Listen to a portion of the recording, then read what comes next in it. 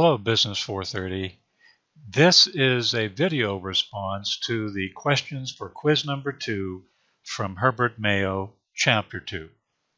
Please describe 3 strategic inferences that fall logically from the following charts from Siegel's Brief History of USA Capital Markets.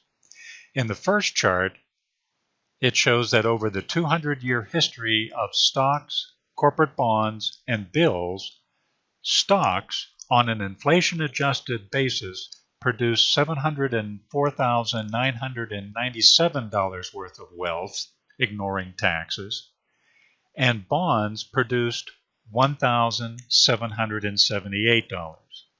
That means that stocks outperform bonds by a factor of about 396.5 times.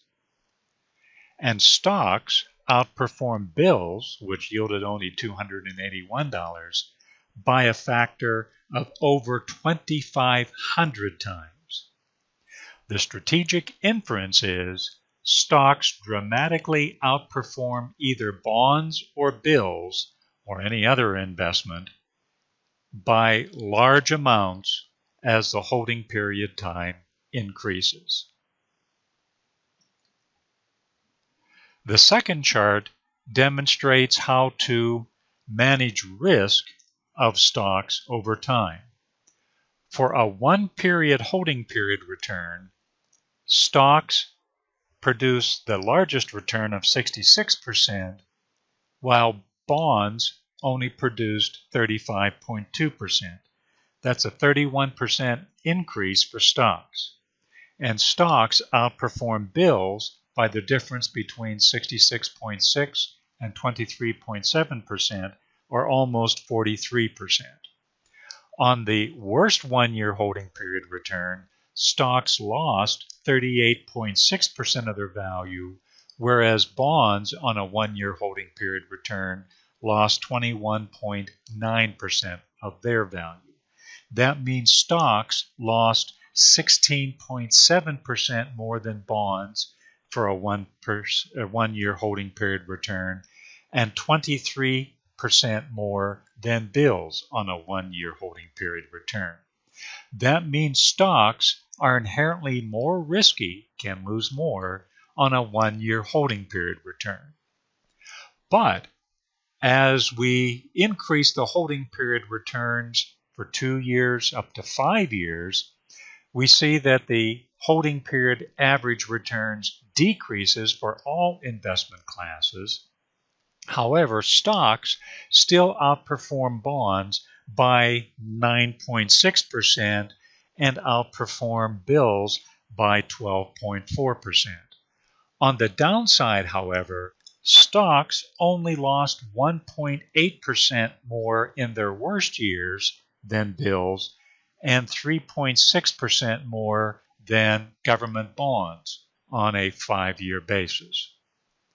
As we go to 10-year holding period returns, stocks still outperform bonds. The margin narrows to 4.4%, and for bills 5.2%, but stocks still do better. On the downside, though, stocks lose less. They lose 1.3% less than bonds and 1% less than bills. As we go to 20-year holding period returns, stocks still do better, but they have never lost. And as we go out to 30-year holding period returns, the same observations. Stocks earn more, but they never lose. So the way to manage risk of stocks is to say that if you're going to invest in stocks, that should be money that you do not need for at least 5 years.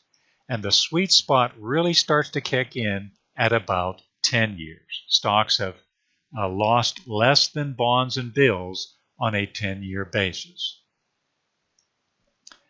The last chart demonstrates the risk of stocks, bonds, and bills compared to what would be a statistically random pattern.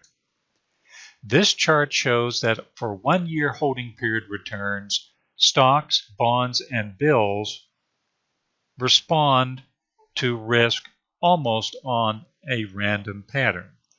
But as short as 2-year holding period returns, stocks show a random risk, whereas bills and bonds show more than a random risk. And at 5-year holding period returns, the risk of stocks is below what would be expected by a random pattern, but bonds and bills show a more than random pattern of risk. This continues as holding periods continue. So, stocks are less risky than a random pattern beginning at 5 years, and bonds and bills continue to show more than random risk over a longer holding period return. The strategic implication is the way to manage risk with stocks is to hold them for periods of time in excess of 5 years. Thank you for listening.